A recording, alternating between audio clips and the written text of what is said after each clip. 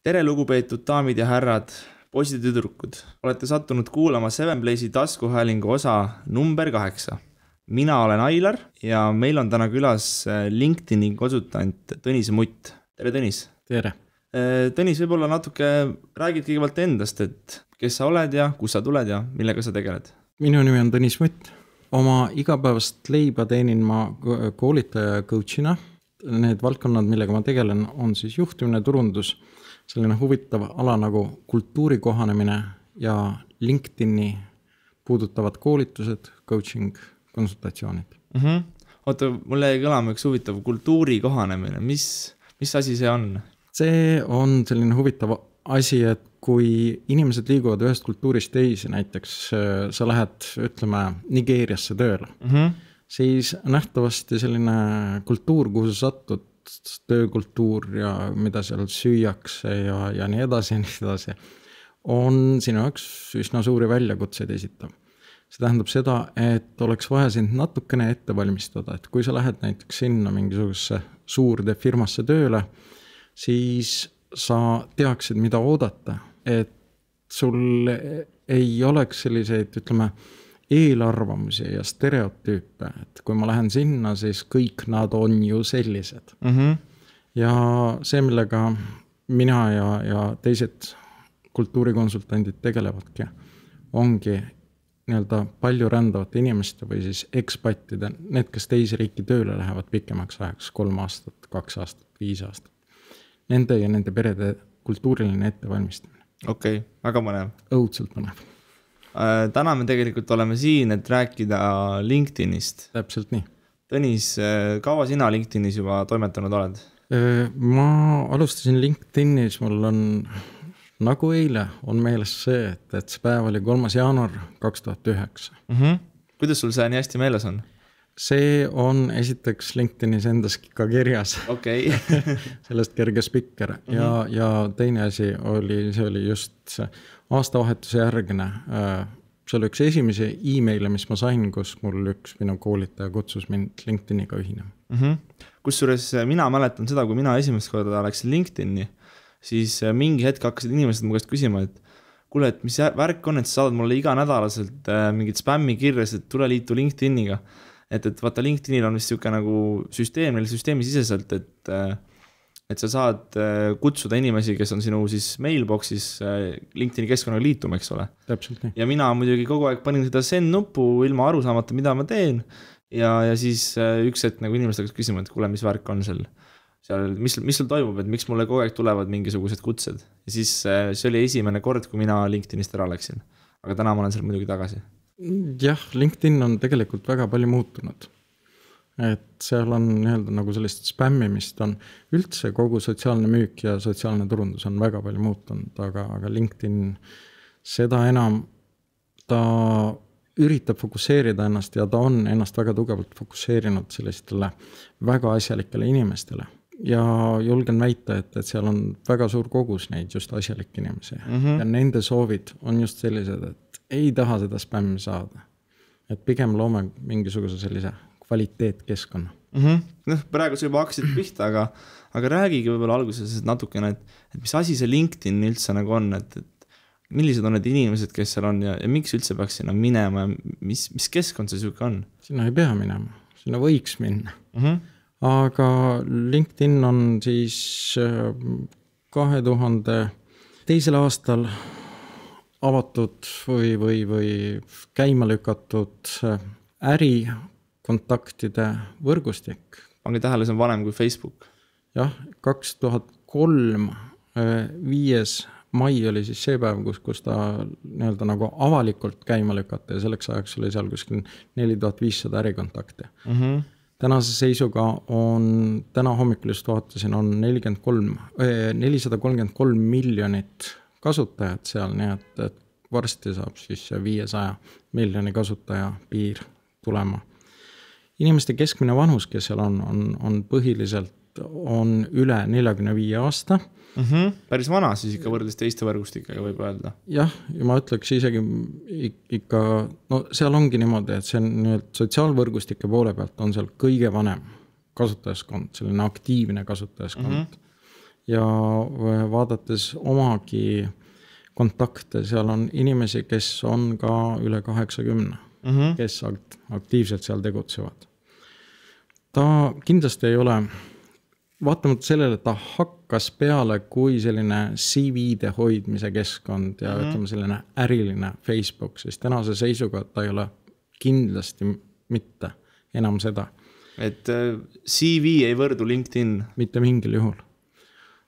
LinkedIn on tänase seisuga selline personaalse ja firmaturunduse keskkond ja just ärile ja organisatsioonide arengule suunatud. Kui keegi otsib sealt tööd, siis pigem kasutagu palju paremaid spetsialiseerunud platvorme. LinkedIn on just selline turunduskeskkond. Okei, siit tuleb mul järgmine küsimus, et kes peaks seda võrgustikku üldse kasutama siis ja miks? Seda võiksid kasutada, ütleme, spetsialistid ja juhid. Päris algajad tööotsijad võib-olla sinna, see ei tööta nende jaoks nii hästi, nagu töötaks mõni teine. Tööotsijatele jah, kindlasti on seal koht, siis on, seal on üsna palju, üsna suur kogus on värbamisega või personali otsinguga tegelevaid inimesi, spetsialiste. LinkedIni tuleks kindlasti kasutada personaalseks ja firmaturunduseks. LinkedIn on väga hea vahend selleks, et tekitada trafficut oma nii-öelda konversiooni lehtri suunas. Väga hea oleks, kui see oleks kodukas, samas kui see on mõni teine kanal või mõni teine platvorm, ei ole sellel ka midagi halba. LinkedIni saab väga hästi kasutada, ütleme, taustauuringuks. Kui keegi tahab minuga kontakti võtta, siis ma tahaks teada, kellega on tegu. Ja see on, selles suhtes on ta hea. Peale selle on LinkedInis üsna palju värsket, põnevat, uut ja huvitavat informatsiooni meid huvitavate valdkondade kohta. Näiteks, kui ma tegelen LinkedIniga, siis sealt tuleb ka LinkedIni seest, nagu selle uudiste voost tuleb ka väga palju LinkedIni uudiseid, mis toimub, milliseid turundusvõtteid kasutada ja nii edasi. Ja üks tähtis asi, milleks kõik need sotsiaalvõrgud vajalikud on kontakti võrgutamine, uute kontaktide loomine. Kuidas ma ikka saan sellist teispool maakera olevate oma ala spetsidega tuttavaks, kui mitte üle sotsiaalvõrkude. Ja kuna ma tahan väga tihti tutvuda inimestega, kes on oma ala spetsid ja ma tahan nendega rääkida tööst ja tahan rääkida ettevõtlusest, siis LinkedIn on parem keskkond kui Facebook. Kindlasti ja ma olen nõus suga, et isegi on seda rolli pidatud nagu mingis mõttes, või ma teen seda päris tihti, eks ole, et sa tutvud mingisuguste uute inimestega, kellega on sul ilmselt ka äriliselt midagi võib-olla ühist, eks ole. Siis Facebookis vahest on nagu natuke naljakas sõbraks panna võib-olla inimest, kellega sa oled rääkinud 5 minutit tööst juttu näiteks, eks ole. Aga samas LinkedInis minu arust on see täiesti okei ja üldiselt võetakse alati ka see kutse vastu, kui sa kenasti ennast tutvustad, et kus me kohtusime. Ja. LinkedInis on võimalik tutvuda korraga 100 inimestega, kui sa oled kuskil esinenud, näiteks kuskil konverentsil. Siis on väga tark tegu otsida üles need inimesed, kellega sa seal kontakti said ja lisada nad oma kontaktidesse, sellepärast kunagi ei tea, milleks. See hea on. Ja, kuidas see hea on. Ja need on need inimesed, kellega sa oled juba nii-öelda nagu offline kokku puutunud. See tähendab seda, et neil on see esimene kontakt, esimene offline kontakt on juba olnud ja siit on võimalik edasi minna. No palju lihtsam, eks ole, et sa ei pea hakkama ennast tutvustama kuidagi veebi kaudu, et kuskilt kahtlasest Eesti riigist veel ka, kui nagu globaalselt on asja ajada, eks. Et teeb palju lihtsamaks asja. Nii, aga millist kasu saab inimene või ettevõtte LinkedIni profiili omamisest? Kas sa oskad ka võib-olla mingi näite tuua, et enda põhjal konkreetselt, et näed, LinkedInis olin ja see tõi mulle selle asja? No kui me teeme persooni otsingu, guugeldame iseennast, siis LinkedIn tuleb välja esimese 3 seas kindlasti, kui me ei ole olnud pööraselt aktiivsed. Ja kui me mõtleme selle peale, et kui inimesed, kes seal on vanuses 45+, siis nad võib olla, seal on loomulikult nooremaid ka, aga see keskmise vanuse võtame. 45-aastane inimene nähtavasti ei ole Facebookis olnud väga aktiivne, suuremalt jaalt. järelikult teda sellised, noh, võib-olla ma teen natukene liiga, kassipildid ei huvita, huvitavad teised asjad. Järelikult see on nüüd esimene kanal, mis välja tuleb. Kui ma ennast tutvustan, siis ma tahaks väga, et minu kohta tekiks hea kuvand. See tähendab seda, et mu profiil peab seal kindlasti korras olema. Järelikult saab seda hästi kasutada persooniturunduseks. Järgmine asi, mida juba sai mainitud, seal jagatakse väga palju nii-öelda valdkonna värsket infot, valdkonda puudutavat infot, olgu see siis uued mingisugused teadusleiutised, avastused, kogu informatsioon, mis võib olla mulle kasulik, kui ma sellest tean natukene varem kui teised, mis võivad mulle olla kasulikud minu ettevõtluses. Et täiesti nõus, et ma oskan siin lenda näite nagu tuua, et mina kasutan LinkedIni gruppe päris palju. Ja kahtlemata võib öelda, et kui sa oled LinkedIni grupis, siis kui sa minust sellega liitud, siis saad vist valida, et kui tihti sa saad uudiseid sellest grupist, kui ma olen mailboxi. Ja tavaliselt ma arvan, et ma valin mis selle nädala nii-öelda mingi kokkuvõtte, oleneb muidugi sellest ka, et kui huvitav see grupp minu jaoks on. Ja siis ma saangi kord nädalas endale meili peale kirja, võib öelda, mis siis selles valdkonnas põnevat toimub, et näiteks mind huvitabki sotsiaalmeedia, siis sa saad iga nädal teada, et mis on kõige need põnevamad teemad seal sotsiaalmeedias ja LinkedInis on need kõige kiiremad inimesed tavaliselt kohal, et kes kõige kiiremini reageerivad igast uuendustele, kes need märkavad, et selles mõttes, et omalt poolt ka nagu täitsa soovitan, et täitsa töötab. No siin on veel üks väga tähtis asi, firmadele. Kuidas see firmadele kasulik? Esiteks on see, et kui firmal on tema töötajad on LinkedInis, siis on kohe parem nähtavus. Parem sellepärast igal töötajal on oma suhtevõrgustik, oma kontaktivõrgustik ja inimesed hakkavad informatsiooni levitama oma firmast, oma kontaktivõrgustikus. Teine asi on see, et on võimalik väljendada uhkust selle üle, et ma töötan just selle brändi jaoks, selle firma jaoks. Järelikult saavad inimestest, töötajatest saavad firma saadikud. Ja lõppkokkuvõttes, kui ma saan väljendada uhkust, et ma olen selle kamba, selle tiimi liige, tähendab see seda, et firma sees paraneb märkimisväärselt moraal. Ja need 3 näitajat on väga tähtsad, et minu arusaama järgi peaks iga töötaja igas firmas olema LinkedInis ja seal suhtlema. Üks asi, millest ma olen väga palju rääkinud, LinkedInis saab teha väga head turundust, umbes 20-30 minutit nädalas ja see ei võta nüüd kellelgi küll tükki küljest ära. Mis sa mõtled selle 20-30 minuti all nädalas? Ma ei pea kulutama rohkem aega. Mulle piisab sellest, et ma 20 minutit nädalas pühendan LinkedIni turundamisele. Näiteks vaatan, mis gruppides on toimunud. Kontrollin seda, kes tahab minuga suhelda, vaatan, kellega tahaks mina suhelda ja kontakteeruda. Ja levitan seda informatsiooni, mis puudutab minu firmat.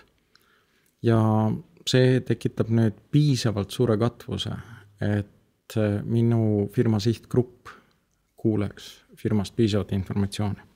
See kõlab täiesti ausalt, et üks asi, mida ma olen ise tähele pannud, on see, et inimesed tihti, see ettevõte on küll LinkedInis olemas, aga inimesed märgivad seda natuke teise nimega ja siis ta kaob täitsa nagu ära sealt, eks ole, et kui on loodud LinkedIni ettevõte, näiteks oletame, et see on 7Place Eesti ja siis tuleb keegi ja paneb end tööle 7Place'is on ju, siis ta üldse ei leia üles inimene, 3. inimene, kes läheb tema profiilile, et kui ta ei jõua nagu selle inimese profiililt, kus ta on, kes töötab 7Place Eestis tegelikult, et ta 7Place Eesti profiilile ei jõua, kuna töökohaks on märgitud 7Place lihtsalt, eks ole. Et seal on see ka, et peab hästi täpselt vaatama, et kas see on õige ettevõte, kas on täiesti õigesti kirjutatud. No see on tähtis, aga kui me nagu tehnilise poole pealt räägime, siis seal valikute tegemise ajal, kui sa seda märgid, siis tulevad valikud välja ja seal on sul võimalik siis juba logo järgi ära tunda, et kellega on tegu. Et ühesõnaga kõige tähtsam on ikkagi see, et see ettevõte oleks seal olemas, eks ole, ja siis on võimalik ta ka suhteliselt kergelt üles leida. See on üks asi. Teine asi, ettevõte peab olema seal aktiivne. Ei ole mõtet hoida seal kontot, kuhu viimane kord lisati midagi 2013. aastal. Kui mul iga nädal tilgub mingisugune uus informatsioon, see ei pea olema alati minu organisatsiooni kohta, see võib olla valdkonna kohta. Ja kui ma sellel alal tegelen, siis on mul alati midagi öelda. Midagi, mis on väärt jagamist. Ja nüüd, kui mu kolleegid seda jagavad, kui mina jagan seda, siis esimene asi, see läheb juba üle meie kontaktide ja väga, väga suure tõenäosusega on meil kontaktides ka mitmeid kliente. Ja see ongi põhimõtteliselt nagu selline tilguti strateegia, kus me kogu aeg tilgutame informatsiooni selleks, et meie sihtgrupi teadvuses tekiks arusaam, et see on nüüd see firma, kelle poole pöörduda, juhul kui meil tekib vajadus nende teenuste järgi. Et tasub nagu täitsa arvestada LinkedIniga oma turundusstrateegias, võib nii öelda. LinkedIni peaks kindlasti lisama oma turundusstrateegilisse paketti. Mida peaks sisaldama üks hea profiil, et ettevõttest rääkisime, et mida üks hea ettevõtte profiil võiks sisaldada? Ettevõtte profiil või... No, räägime mõlemast, alustame ettevõttest, et praegu siin oli ettevõtte lainel see. Ettevõtte profiil on üsna tagasihoidlik. Nii et seal peaks kindlasti olema logo, võimalikult hea, võimalikult õige resolutsiooniga, siis on seal taustpilt ja peaks olema ülevaade ettevõttest, hästi lühikene ülevaade. Ja väga tähtis on see, et mitte kontsentreeruda kogu võimalik tekst, seal peab mu mälu järgi on 2000 tähemärki on ruumi. Seda ei tohiks pühendada ainult sellele, mida meie teeme, vaid tark oleks pühendada see sellele, kuidas me oma klientide elukvaliteeti parandame. Kõlab mõistlikult. Jah, ja teine asi on see, et seal peaks mingisugune infokild vähemalt kord nädalas tulema. See on siis mingisugune nagu siuke uudisvoog võib niimoodi öelda vist, eks? See on firma, see on firma lehekülje uudisvoog. Seal on võimalik tekitada nüüd, ütleme alambrändidele on võimalik tekitada täiesti omad lehed. Samas jättes seal ühe suure katusbrändi alla. Mis on ka mõistlik, näiteks kui vaadata Proctorit või Procter & Gamble või vaadata Cocat või Hewlett-Packardit või sellised, seal on üsna Microsoft ennast, seal on üsna selgelt näha, kuidas on mõeldud erinevate sihtgruppide peale ja loodud uudisvood nüüd puhtalt iga sihtgrupi kasutajatele. Väga mõnev. Väga huvitav. Räägime sellest, et kui palju tööandjad vaatavad siis inimeste LinkedIni profiile, et me natukene alguses rääkisid ka taustauuringust, et kui palju seda tehakse, et vaadatakse üle, et mis asja LinkedInis teinud oled? LinkedIn on tähtsam praegu ingliskeelses keskkonnas kui mujal. Ameerikas väga tähtis, Inglismaal üsna tähtis. Samas on näiteks sellised huvitavad turud nagu India, kus ta on väga häid tulemusi näidanud. Mida vaadatakse? No mis peab olema heas profiilis? Esimene asi, mis kindlasti on väga vajalik, on foto. Ja foto peaks olema selline, mille järgi inimene on tuvastatav. Soovitavalt asjalik. Soovitavalt ta võiks olla selline dünaamiline. Portreefoto on hea, aga sellised dünaamilised kuskil esinemishoos võetud fotod on ka tegelikult väga head. Teine väga tähtis asi on nime all olev isikubrändi kirjeldus. Kui ma ütlen, et ma olen mingisuguse X firma CEO, siis see ei ole päris hea lahendus. Seal võiks olla, et mis asja spetsialist ma olen. Väga hea tähelepanek, ma arvan, et minul on praegu võib siis öelda, et põhimõtteliselt X firma projektijuht näiteks selle kirjast, ma peaks selle asja üle vaatama ilmselt. Ma soovitan sellepärast, et kas sa oled nüüd nii kindel, et Uus-Meremaal teatakse siin Seven Blaze'i nii?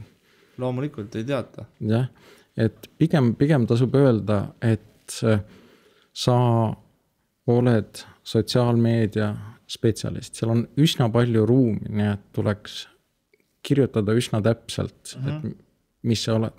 Mida täpsemalt sa kirjutad, seda kergemini sa oled leitav.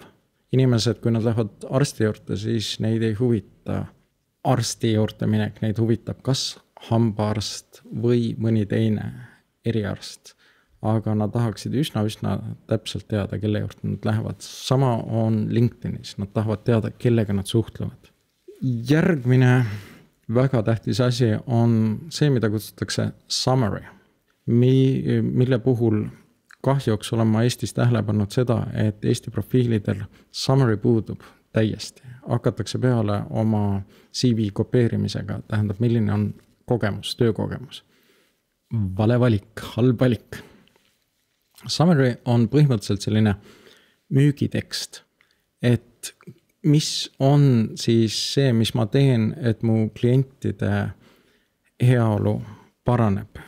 Millise valu ma ära võtan klientidelt? See on see, millele see müügitekst peab vastama. Soovitan veel kindlasti kasutada seal selliseid asju nagu multimeedia, seal on võimalik lisada mingisuguseid videosid endast, presentatsioone, tekstilisi faile. Asi, mis kahjuks väga tihti puudub, on selline konkreetne tegutsemisüleskutse või call to action. Ja peaksid olema kindlasti kontaktandmed. Sellepärast, kui neid ei ole, siis mida keerulisemaks me teeme endaga ühenduse võtmise, seda vähem meiega ühendust võetakse ja vastupidi. Mida kergem see on, seda rohkem meiega ühendust võetakse. Kas sa isegi soovitad näiteks sama email panna summary'sse sisse? Seal on, ta võiks olla summary's ja kui te näiteks tegelete disainiga või piisab isegi sellest, kui te oskate töödelda fotosid, siis pange see sinna nii-öelda oma foto taha olevale nii-öelda pealdise taga olevale taustafotole. Okei, nii-öelda see taustapilt nii-öelda. Taustapilt, jah. Taustapildil peaks olema teie email ja kui te tahate panna, siis ka telefoninumber. Väga huvitavad asjad, mille peale nagu ilmselt tava LinkedIni kasutaja pole mitte kunagi mõelnud. Aga võiks. Võiks, eks ole.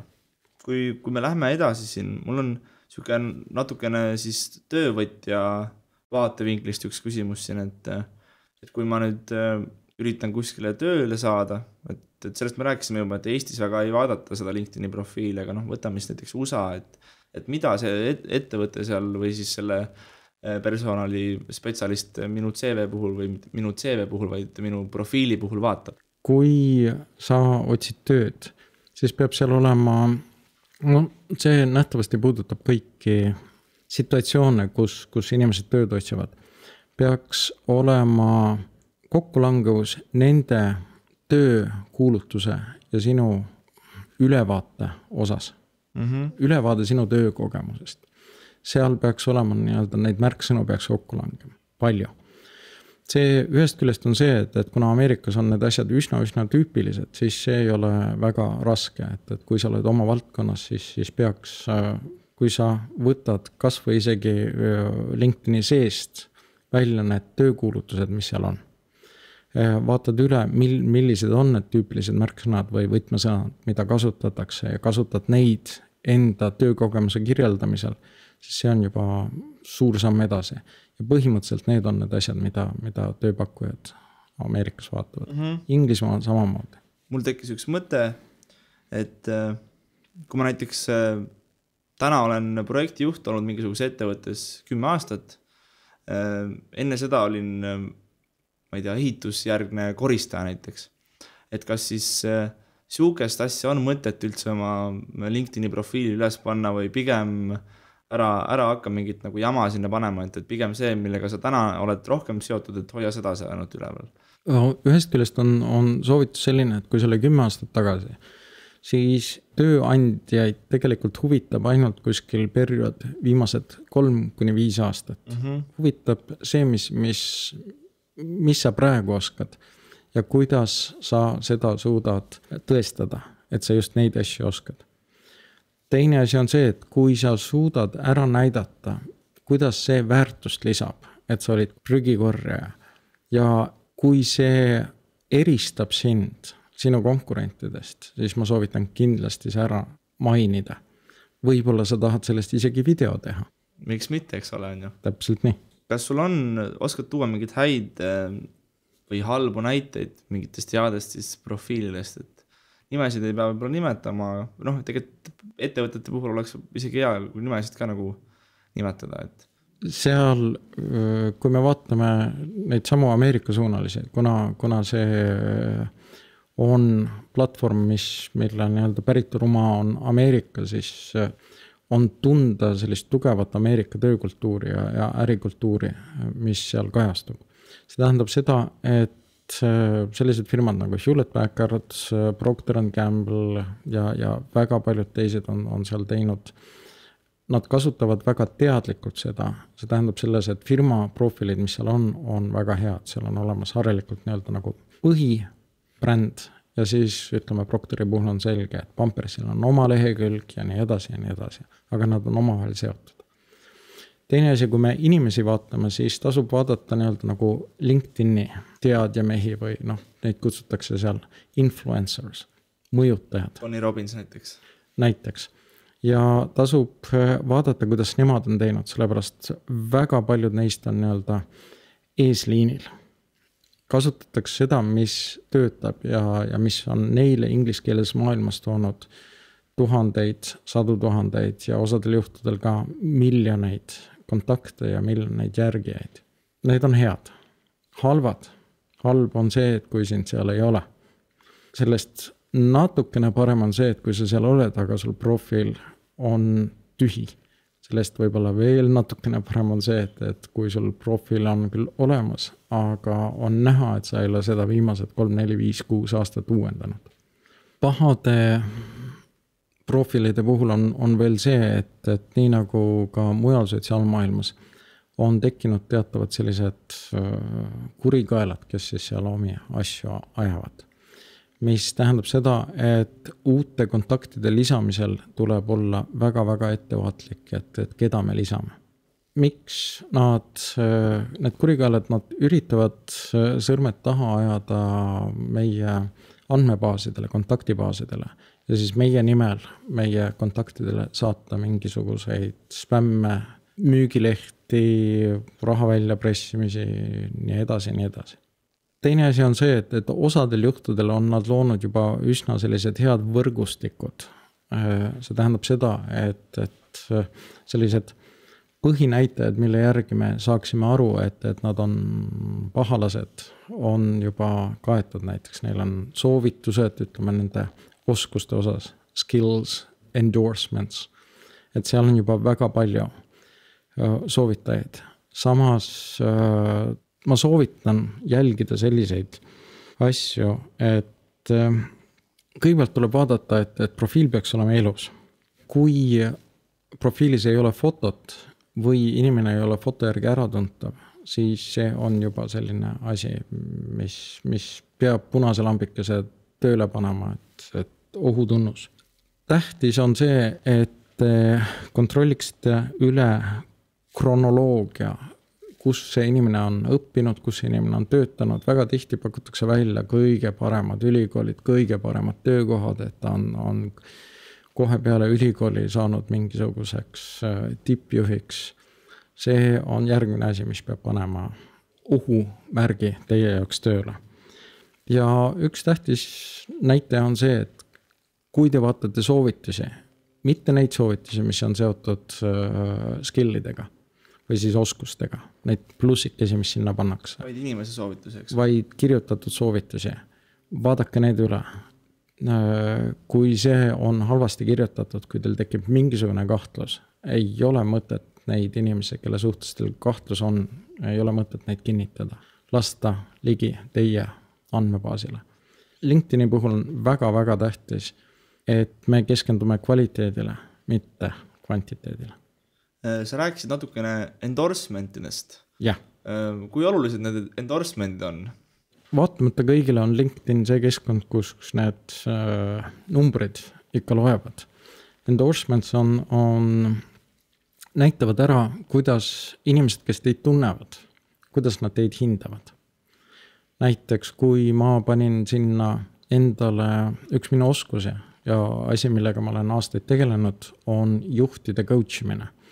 executive coaching, siis too hetk kui ma selle sinna nii-öelda nagu oma oskusena lisasin, siis see ei olnud minu jaoks nagu peamine. Aga üllatus, minu kontaktid hakkasid mind soovitama just selle suuna pealt. Nii et mis andis mulle idee selle kohta, et ma pean selle oma pakutavate teenuste nimekirja lisama. Ja kui ma lisasin, nägin ma seda, kuivõrd edukas see oli. Nii et need on tähtsad asjad. Tasub teisi kuulata, nagu ma aru saan. Tasub teisi kuulata.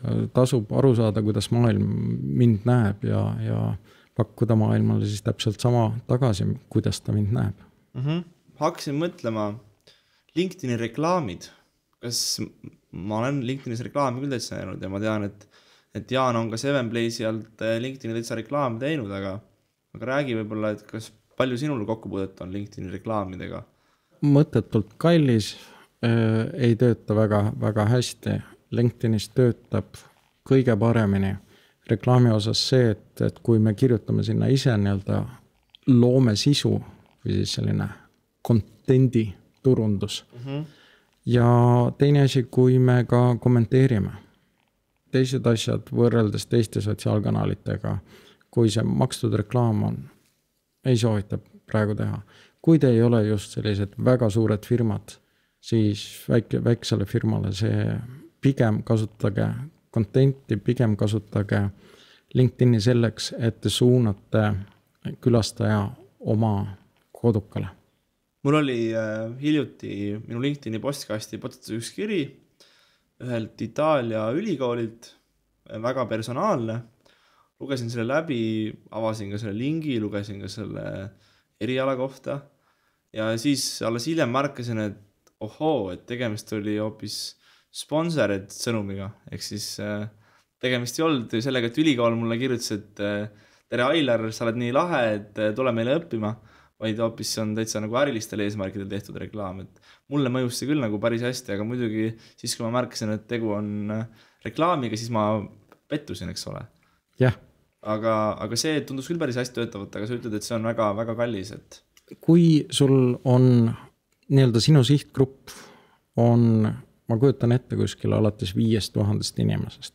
Ja see teenus, mis sa neile pakud või toode, mis sa pakud, on selline, mis juba paarist müügist katab selle reklaamikulud, siis ehk tasub seda teha.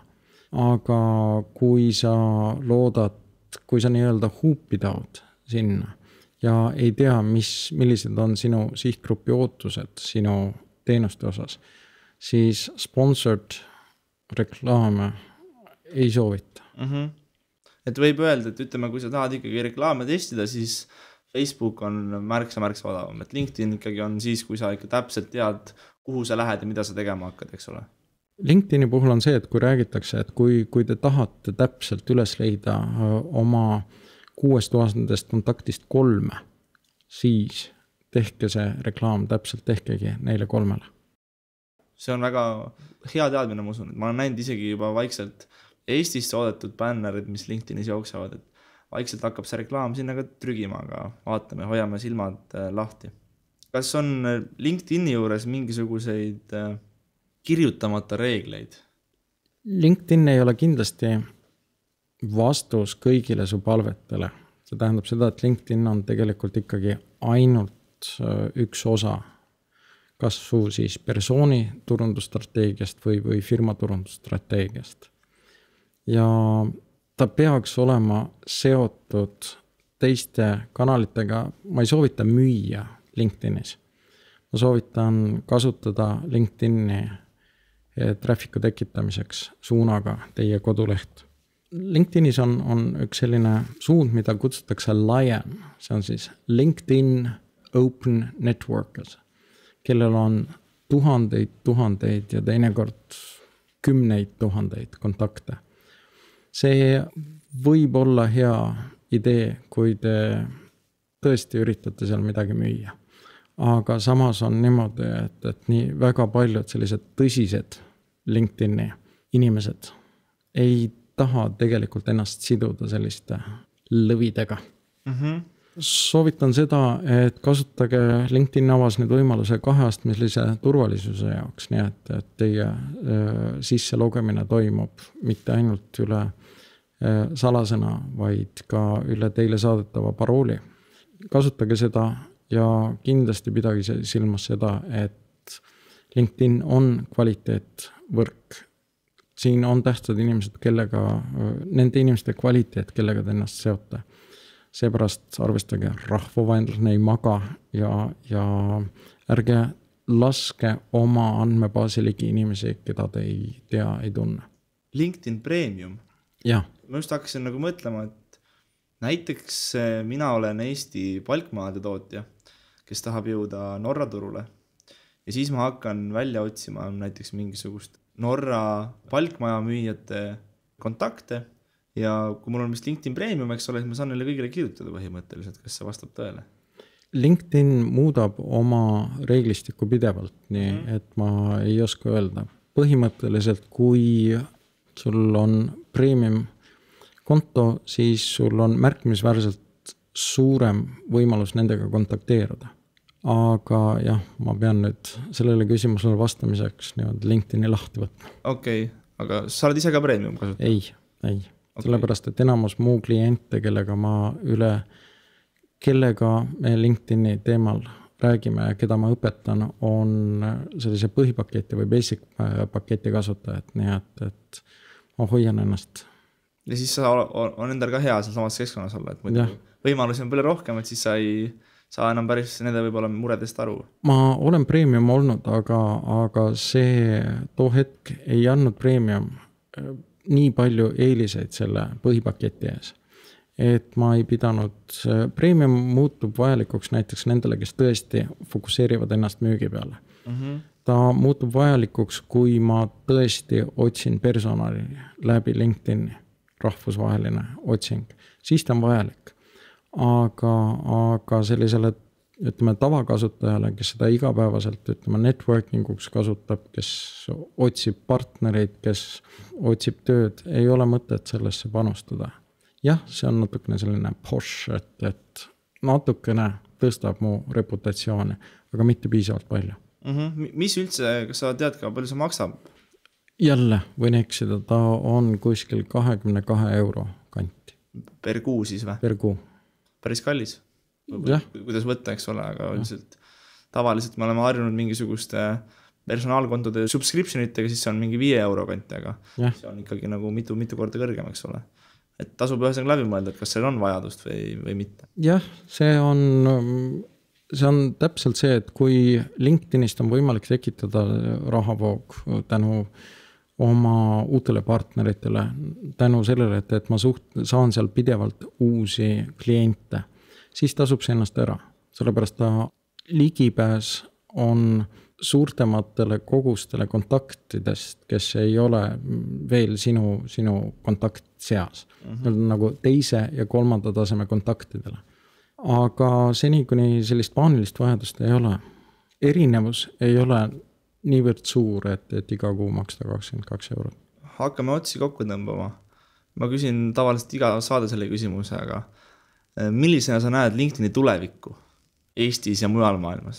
LinkedIn loodetavasti säilitab oma positsiooni veel mõne aja. Loodetavasti ta ei muuda selles suhtes oma kvaliteete, et sinna, et ta jääb sellisele ärile ja organisatsioonile fokusseerituks. Millised on uued tuuled?